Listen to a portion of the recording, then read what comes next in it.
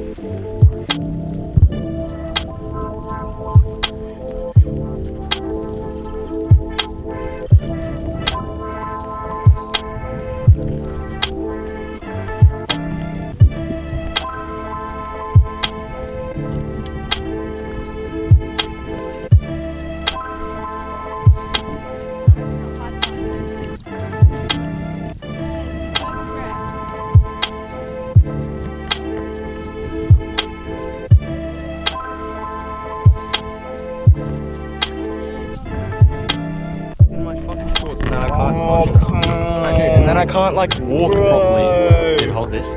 Bro. Hold the billy. Fucking go.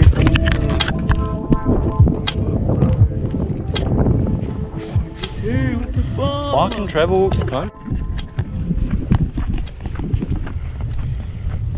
If we catch like a trevally, they're not really a good eating.